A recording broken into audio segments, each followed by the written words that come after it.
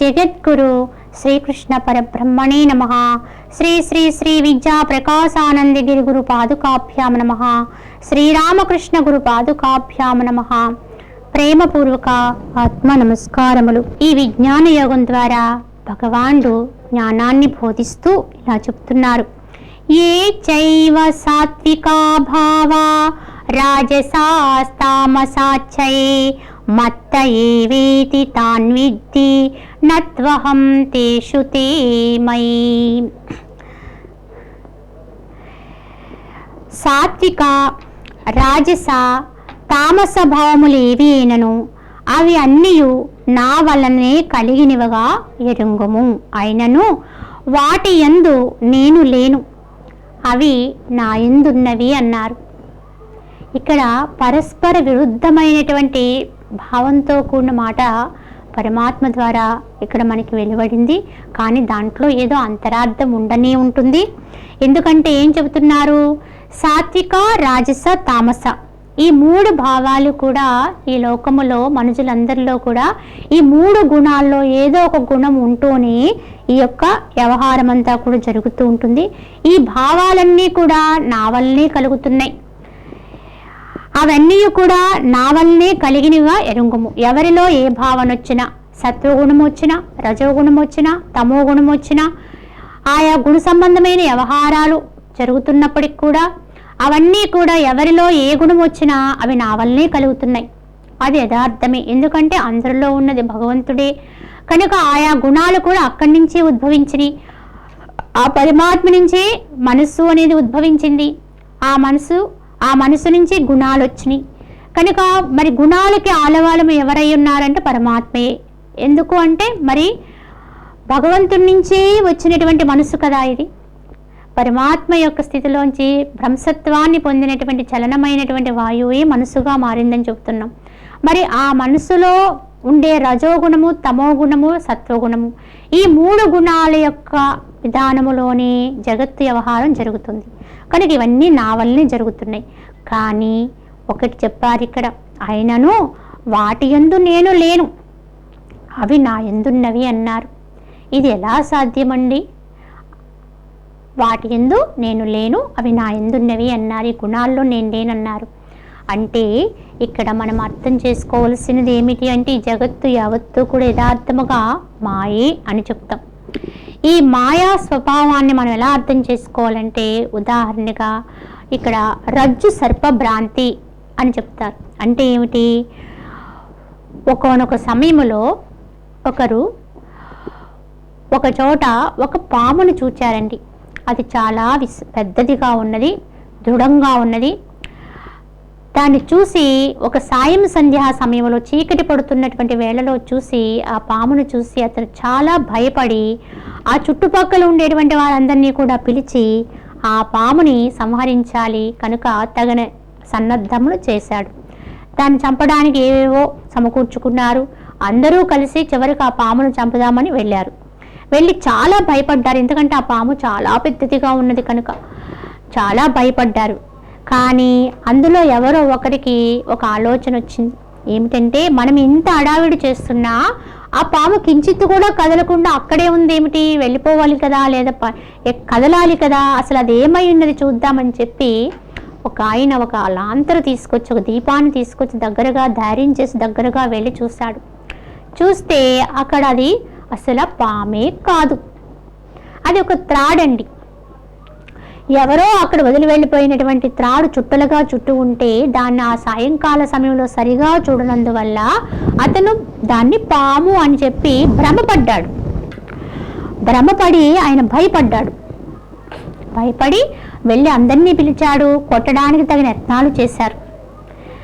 కానీ తీరా చూస్తే అది పాము లేదండి, అక్కడ తాడే ఉంది. ఇది కథే, కానీ దీంట్లో ఒక అంతరార్థం ఇమిడి ఉంది. నిజానికి అక్కడ ఎప్పుడైనా పాము అనేది ఒకటి వచ్చిందా అంటే ఎప్పుడూ రాలేదు. అది ముందు పామే, ముందు తాడే. కానీ నువ్వు సరిగ్గా చూడకపోవడం వల్ల మధ్యలో పాము అనేది వచ్చింది. కానీ నిజంగా పాము అనే భావం నీకు వచ్చింది కానీ పాము రాలేదు. అప్పుడు కూడా నువ్వు సరిగ్గా చూడకుండా దాని పామని భ్రమపడినప్పుడు కూడా అక్కడ తాడే ఉంది. చివరికి మళ్ళీ నిజం తెలుసుకుని దీపం తీసుకొచ్చి దాన్ని చూసినప్పుడు కూడా అక్కడ తాడే ఉంది. అంటే ఇక్కడ ఏది సత్యము అంటే తాడే సత్యం. పాము అనేది అసలు ఎప్పుడూ లేనే లేదు, పుట్టలేదు, అసలు లేదు. కానీ లేని పాముని చంపడం కోసం మరి ఎంతమంది ప్రయత్నం చేశారు? ప్రయత్నం అనేది అబద్ధమా అంటే ప్రయత్నము నిజమే. ఆ లేని పాముని కొట్టుడ కొరకు మరి చేసిన ప్రయత్నము నిజమే.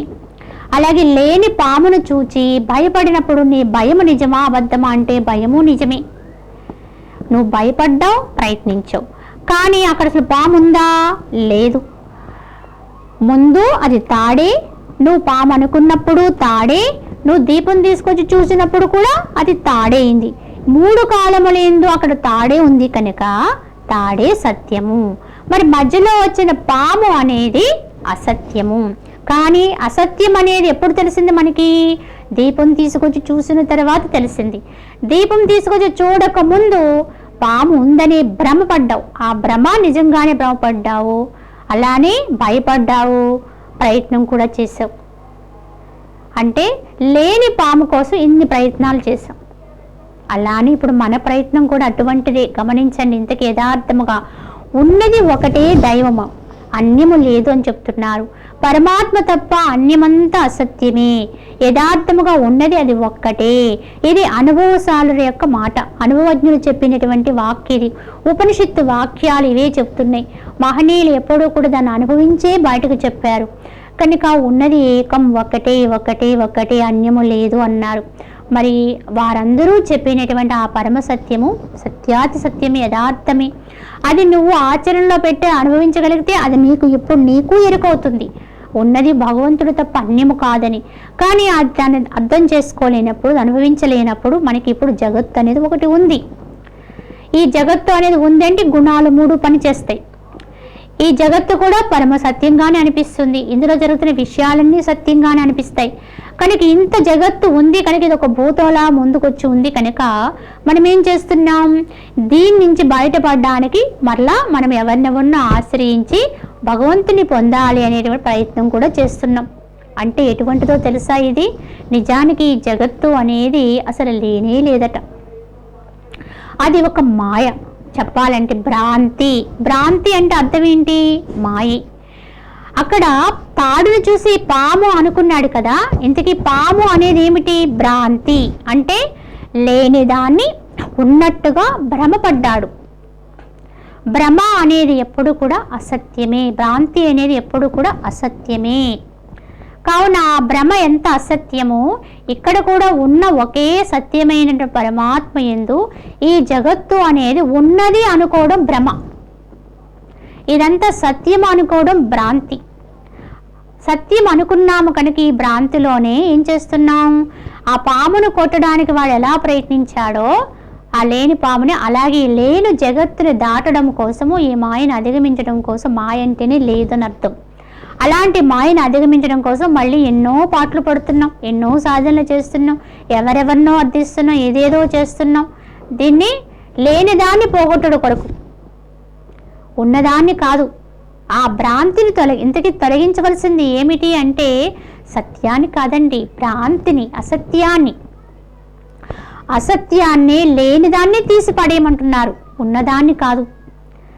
మరి ఇది చాలా తేలికైన విషయమే, కానీ చేయలేకపోతున్నాం.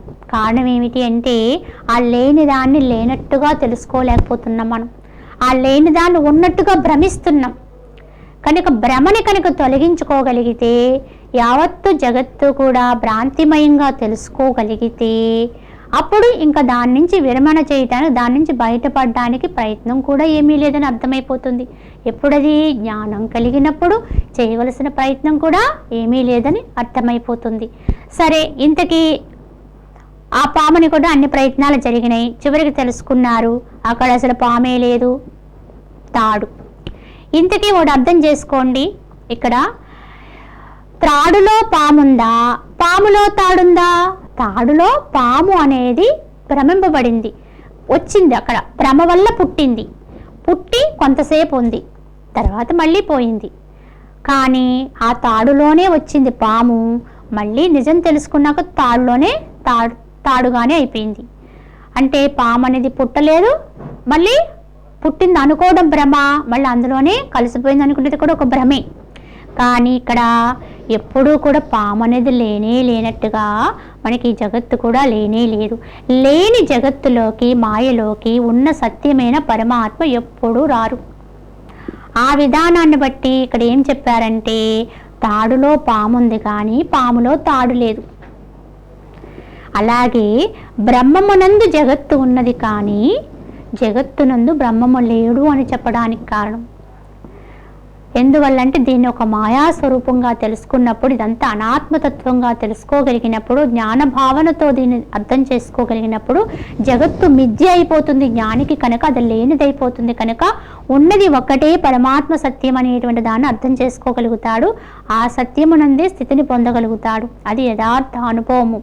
కనుక ఈ యావత్తు బ్రహ్మాండము నాయందున్నది కానీ, అన్ని గుణాలు సత్వరజస్తమో గుణములు నాయందు ఉద్భవించినవి కానీ నేను వాని ఎందు లేను, అవన్నీ భ్రాంతిజన్యముగా నాలో ఉన్నాయనుకునేదే తప్ప నేను అందుకే అసత్యములో సత్యం ఎప్పుడూ ఉండదు. ఈ అసత్య స్థితిలో నేను ఎప్పుడూ ఉండనని చెప్పడానికి పరమాత్మ ఆ విధంగా చెప్పి ఉండొచ్చు. ఎందుకంటే సర్వభూతాల్లోనూ నన్ను చూడమని చెబుతూ కొన్ని చోట్ల మళ్ళీ ఇక్కడ వాటి యందు నేను లేను అని చెప్పేరే అని మనం అనుకోవచ్చు, పరస్పర విరుద్ధంగా ఉంది అని. కానీ దీన్ని మనం అన్వయించుకోవాలి. ఇక్కడ ఏ శ్లోకములో మనకి ఏ భావనతో ఎలా చెప్పారు. ఎందుకంటే ఇలాంటి యోగి అంటే ఇప్పుడు తెలుసుకుని ఈ విధంగా ఉన్నది ఒకటే అని తెలుసుకునే జ్ఞాని కూడా ఇంక చూడబడేదంతా కూడా అదిగానే చూస్తాడు. అంటే అన్ని భూతాల్లో దాన్నే చూస్తాడు.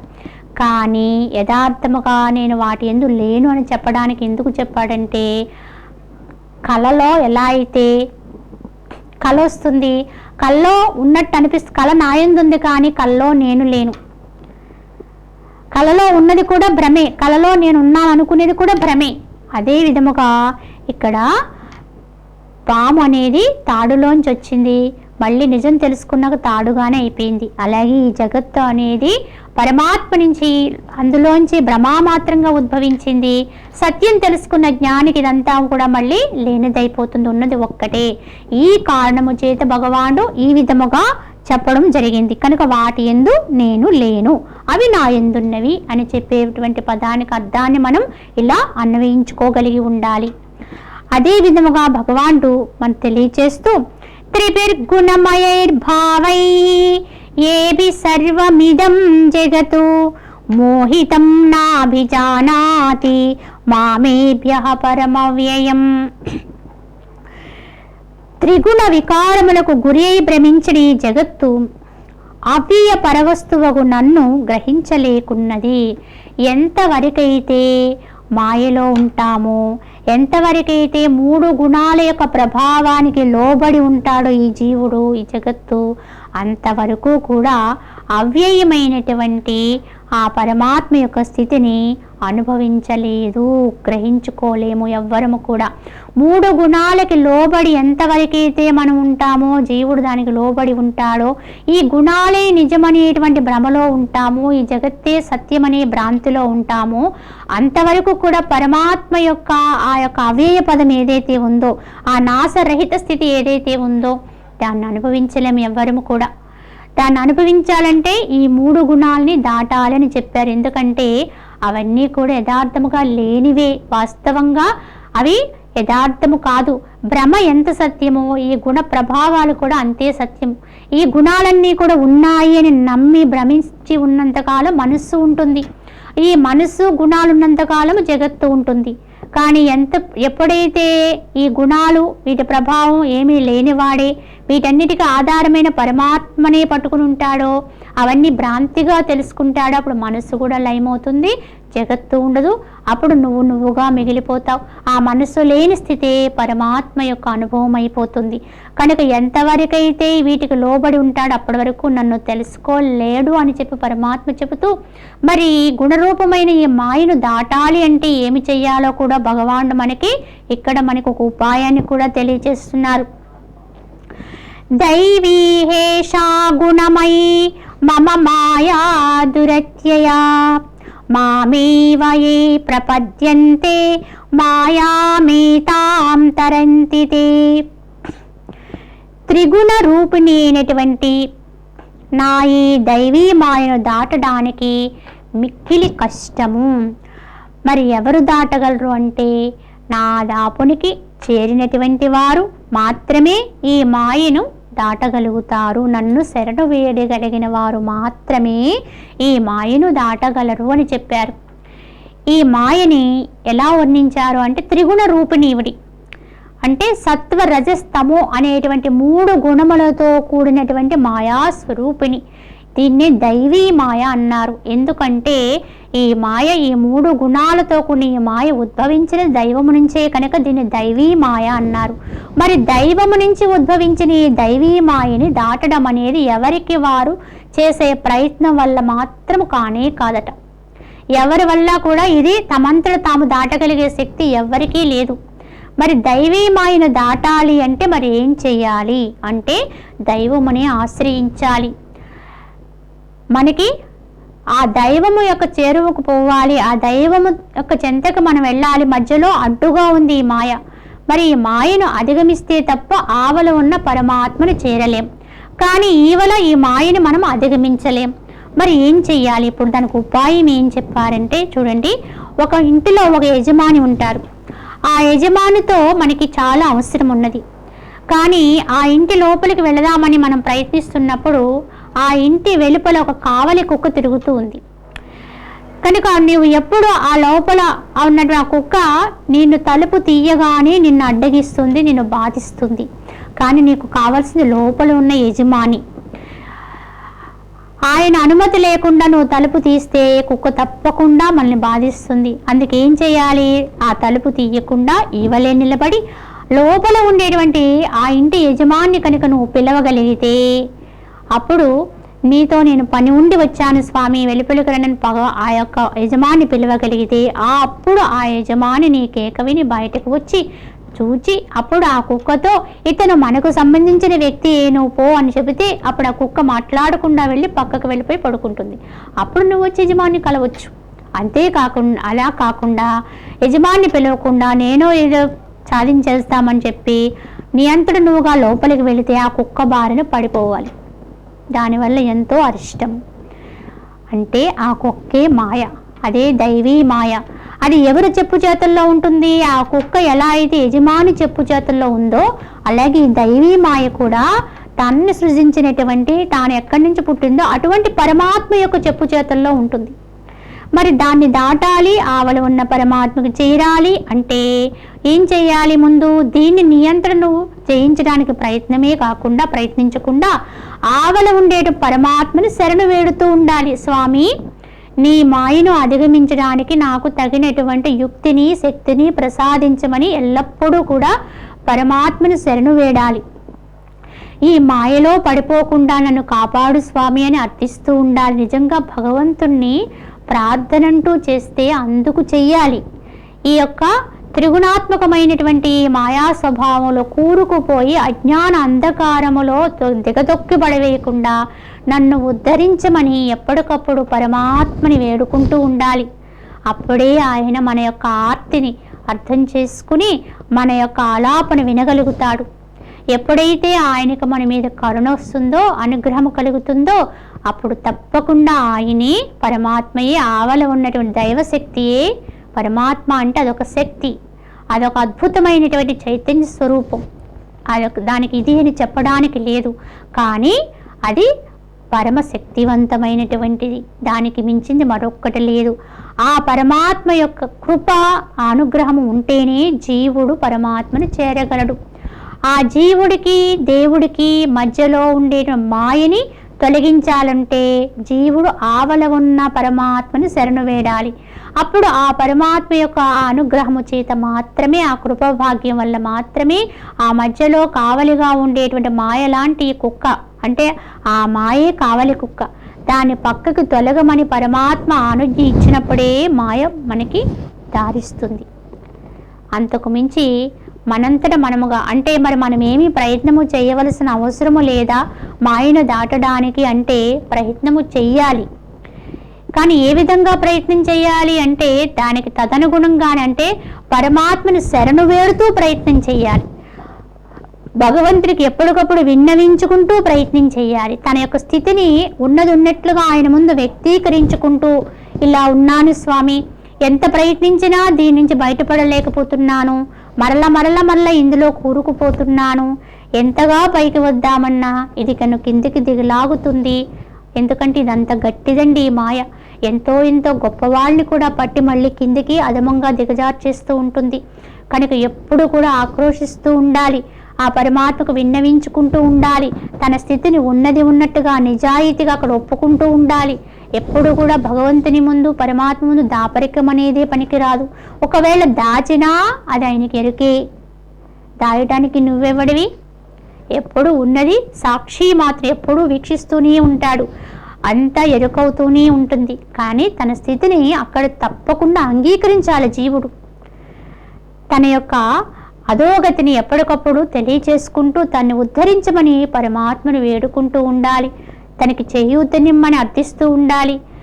అప్పుడే ఆయన యొక్క కృప వల్లే, పరమాత్మ యొక్క అనుగ్రహం వల్లే ఈ మాయ పక్కకు తొలుగుతుంది. అందుకే ఎంత గొప్ప సాధకులమైనా, ఎంత గొప్ప యోగులమైనా, మహనీయులమైనా మనందరం కూడా ఇంకా ఎక్కడున్నాము అంటే ఇంకా సాధకులుగానే ఉన్నాం.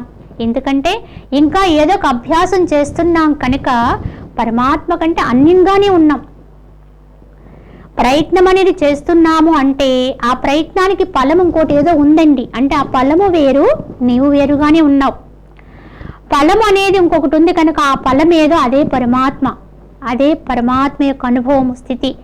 ఆ యొక్క దానికోసము నువ్వు ప్రయత్నించేవాడుగా ఉన్నావు కనుక మనం ఇంకా ఎక్కడున్నామంటే ద్వైతములోనే ఉన్నాం, రెండుగానే ఉన్నాం, విడిగానే ఉన్నాం. మరి విడిగానే ఉన్నప్పుడు మనం ఏం చేయాలి?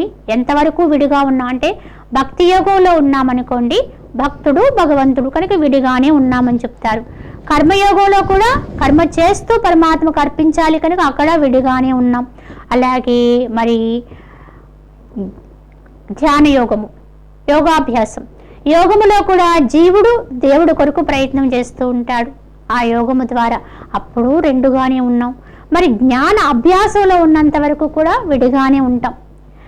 ఎందుకంటే ఆ జ్ఞేయమును పొందే వరకు కూడా జ్ఞానం అనే పరిసమాప్తి కాదు కనుక ఇంకా విడిగానే ఉన్నాం, అక్కడ ద్వైతంలోనే ఉన్నాం. ఎప్పుడు అద్వైతం అండి అంటే జ్ఞాని జ్ఞేయంగా మారిపోవాలి, రెండు ఏకమైపోవాలి. ఇంకా దేని కొరకు కూడా తెలుసుకోవాల్సింది ఇంకా జ్ఞానికి ఇంక ఏమీ లేకుండా అయిపోవాలి. అలాగే ధ్యానికి పొందవలసింది ఏమీ కూడా అయిపోవాలి. అప్పుడు అది అద్వైతం అవుతుంది. కావున ఇంకొకటి ఉంది కనుక, తనకంటే గొప్పది ఇంకేదో ఉంది కనుక దాని కొరకు ఈ ప్రయత్నం చెయ్యువారమై ఉన్నాం కనుక దేని కొరకు ప్రయత్నిస్తున్నావో దాన్ని ఎప్పుడూ కూడా శరణవుతూ ఉండాలి. దానికి నువ్వు ఏ పేరు పెట్టుకో, అది భగవంతుడను, దైవమను, చైతన్యమను, పరాశక్తి అని ఇంక గొప్పది ఏది పెట్టుకో, దానికి ఎన్ని విధాలుగా నువ్వు అనుకున్నా అది ఒక్కటే, అది నామరూప రహితమే. దానికి ఇది అని చెప్పడానికి లేదు, సనాతనం అని చెప్పారు దాని తత్వము. కనుక దానికి శరణవుతూనే ఉండాలి, ఎల్లప్పుడూ కూడా దాన్ని అర్థిస్తూనే ఉండాలి.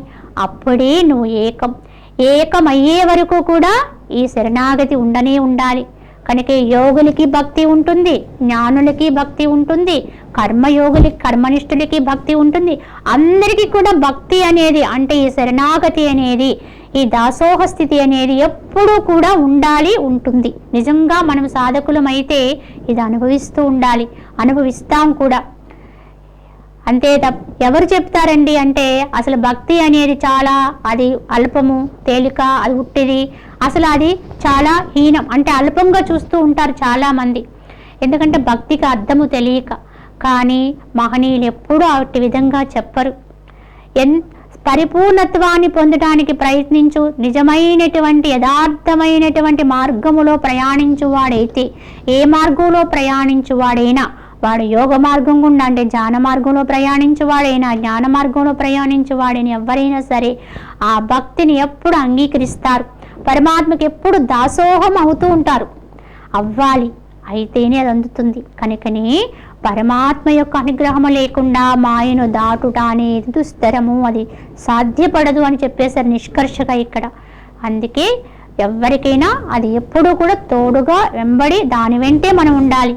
ఎప్పుడు ఆ యొక్క అనుభూతి, ఆ ప్రేమ భావన, ఆ యొక్క అపురూపమైనటువంటి ఆ యొక్క సన్నిహితత్వ భావన ఎప్పుడు కూడా పరమాత్మేందు ఉండాలి. ఆ యొక్క సంబంధాన్ని ఎప్పుడూ కలిగించుకుంటూ ఉండాలి. అటువంటి నా దాపునికి చేరిన వారు మాత్రమే ఈ మాయను దాటగలుగుతారు అని పరమాత్మ వాచ.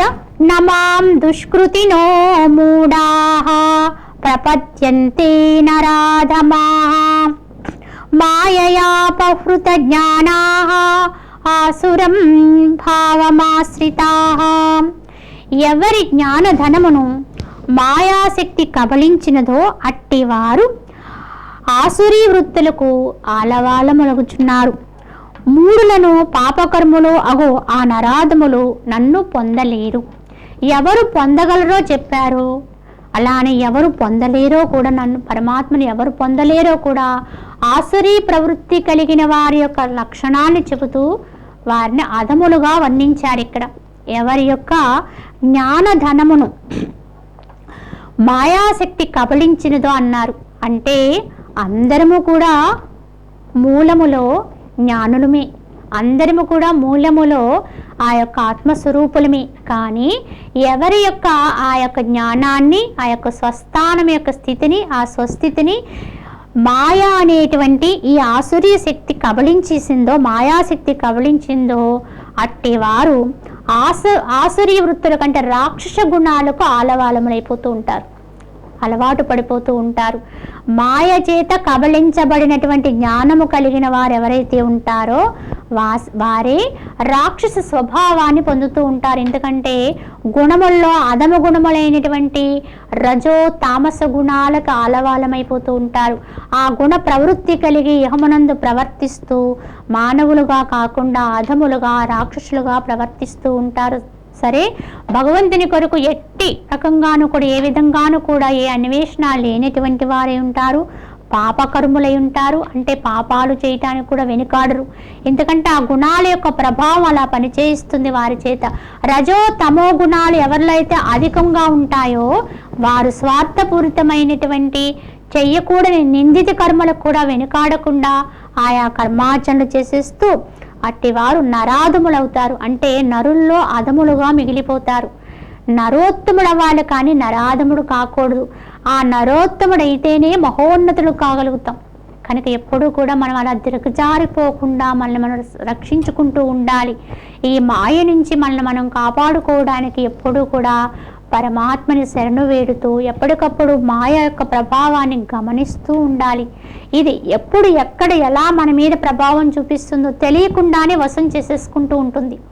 మనసులో కొద్దిగా గుణాల యొక్క ప్రభావం ఎచ్చిల్లిపోతూ ఉంటే, రజస్సు తమస్సు కనుక ప్రవేశమైపోతే స్వార్థ గుణాలు పుట్టేసి, రాక్షస గుణాలు పుట్టేసి మంచివాళ్ళు కూడా చెడ్డవాళ్ళుగా అయిపోతూ ఉంటారు. కనుక ఎంత మంచివాళ్ళైనా ఈ గుణాల ప్రభావం వల్ల వాళ్ళు మళ్ళీ అధములుగా అయిపోయే అది పరిస్థితి ప్రమాదం ఉంది. కనుక ఎప్పటికప్పుడు ఎవరికి వాళ్ళే గుణాలను ఎప్పటికప్పుడు కనిపెట్టుకుంటూ తమను తాము రక్షించుకుంటూ పరమాత్మను శరణవేడుతుండాలి. ఆ విధంగా చెయ్యకపోతే నన్ను పొందలేరు అని చెప్పి భగవానుడు తెలియచేశారు. మరికొంత భావాన్ని, భగవంతుడు చెప్పినటువంటి జ్ఞానాన్ని వచ్చే భాగములో మరికొంత తెలియచేసుకుందాం. హరి ఓం తత్సత్.